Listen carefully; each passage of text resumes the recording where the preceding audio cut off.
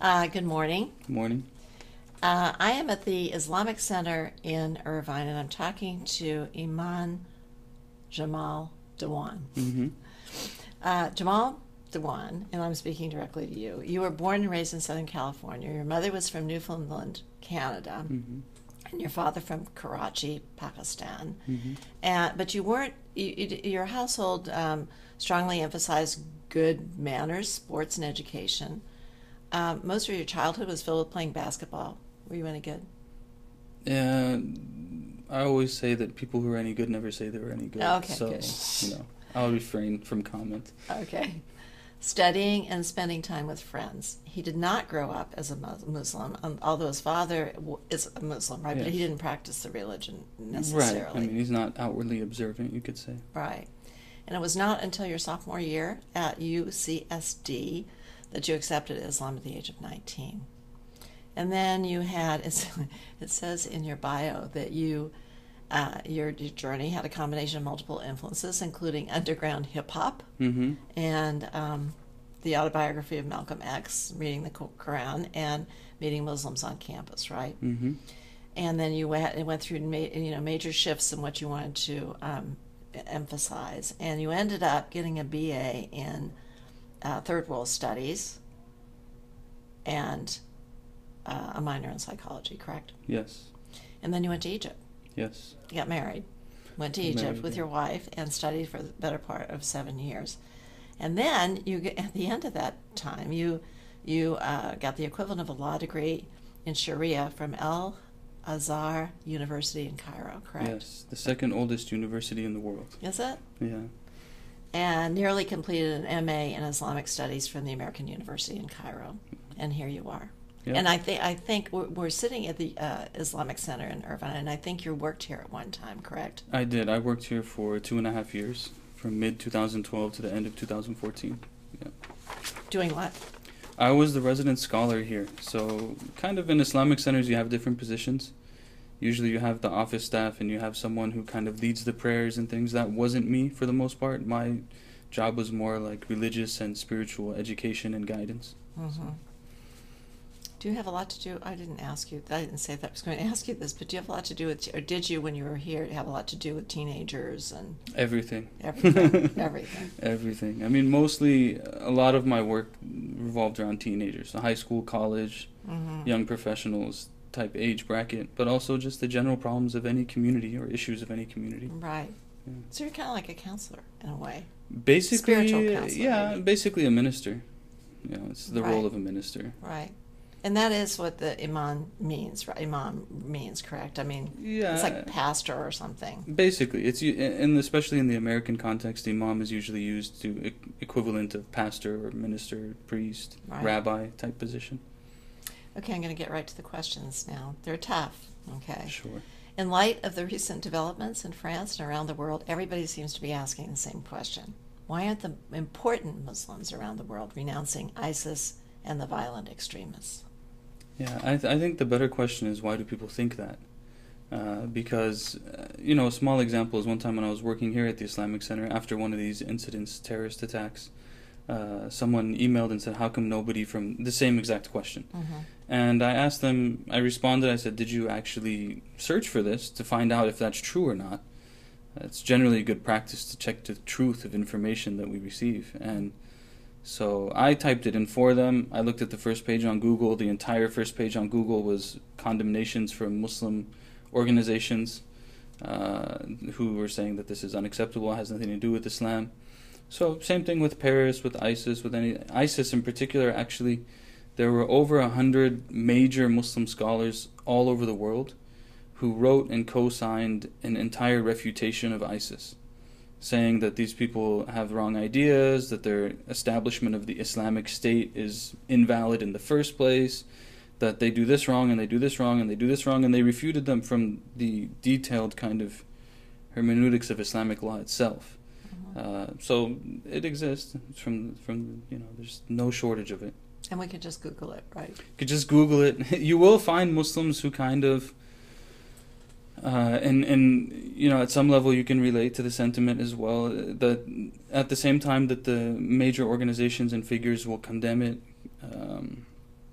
you'll find individual Muslims who feel like, why do I have to condemn it? It doesn't have anything to do with me. Some crazy people did something in some place and they said it in the name of my faith, and it doesn't have anything to do with me. Why should I condemn it? I don't believe in it, type thing. Because people feel kind of, under attack all the time. It's not only non-Muslims or people who don't share the Muslim faith that are upset with these people. John Stewart did something very good on that in the Daily Show. Did you happen to see it? He's done so many good things in the last couple of years. It spoke particularly to that condemnation, issue. Condemnation. Yeah, it's even some of the local student groups and things have done some stuff on this. How come the Muslims didn't condemn the dysfunctioning of the traffic signal on such and such street? Yeah. So. Well, I think that when somebody says that, I think that that it's not showing maybe, and I'm not talking about you, whoever you were talking to. Does not show feeling for the death of somebody. Somebody died. Absolutely. People died. So I think that maybe it seems a little cool to say, why should I be concerned? Sure. There's a couple sides to it. I think that's one of them, that it feels a little bit, making light out of the death of other human beings, which is never a good thing.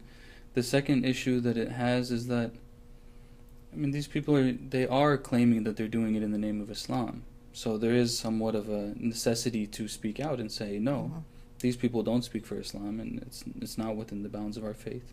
So that's there as well. But the other thing that people will say too is, how come we don't ask the average American to condemn civilian deaths in Pakistan or Iraq or anywhere else, which are much, much higher figures than some of these issues. But nonetheless, it's a problem. Correct. People are speaking out against it.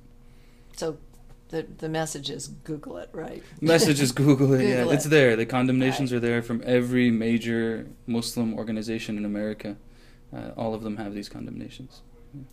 So my second question is, and I'm going to have trouble with this name, do you agree with Imam Saeed Mustafa al-Kazwimi? Kazwimi. Is that Don't right? worry, I'll fix it. Thank you.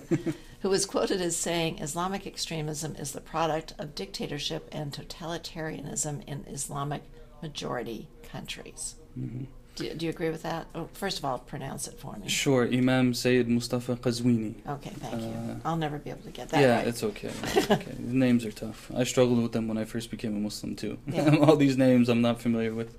I agree and I disagree. I think that it's always difficult to distill major social political issues down to one cause.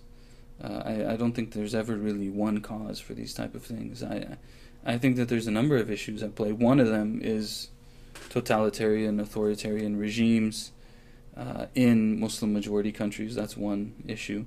Another issue is the consequence of Western foreign policy in a lot of these countries, which is, not to say that you justify that kind of response, but that is a factor.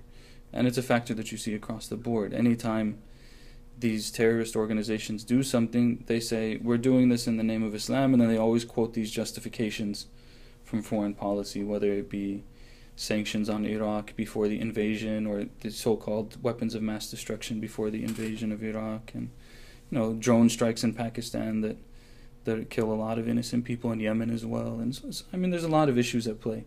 I think that there's also just kind of the consequences of the post-colonial period playing themselves out still. A lot of these independent struggles in Muslim majority countries are not far behind. Talking 50, 60 years in a lot of places, 70 years. So there's a lot of remnants, a lot of things that people are dealing with. So I agree with him at some level, but I think that there's a lot more factors in that, basically. Yeah. I have to think. That's actually something to really think of. It's a much more complex question than that. Yeah, to kind of piggyback it a little bit, I think that people always talk about terrorism as, in our modern times, a religious issue, and I personally don't actually think it's a religious issue. Again, there's a portion of it that has to do with false religious interpretation, but I think that it's mostly a social political issue. And so when we throw all the emphasis on the religion side, it kind of, it's in many ways it can be self-serving. And that we don't have to look at ourselves in the mirror. A lot of times, just people ask us about issues that are going on all over the world. I grew up in Southern California. What do I have to do with like women driving in Saudi Arabia? For me, my concern is, as an American, we don't look ourselves in the mirror as much as we should on a lot of these issues. So, put the blame somewhere else and kind of blame it on the religion. But I don't think that that's the true issue. I think it's social political. Okay, so my next question, I'm not sure that you'll be able to answer before we have to take a break, but in your blog to the Safa Center, you said the following: I believe that our responsibility and chance to positively impact the perception of the public in relation to Muslims and help them see the true beauty of Islam is by opening ourselves up to engage more with people in our personal and public lives. This is simple, but it actually works. This Pew study found that people who knew Muslims looked significantly more favorably upon the faith than those who did not. So my question is, before we take a break, in what way or ways are you looking toward the goal of opening up Islam to others? How would that look? Where would that go? And we'll be back in a second. Sure.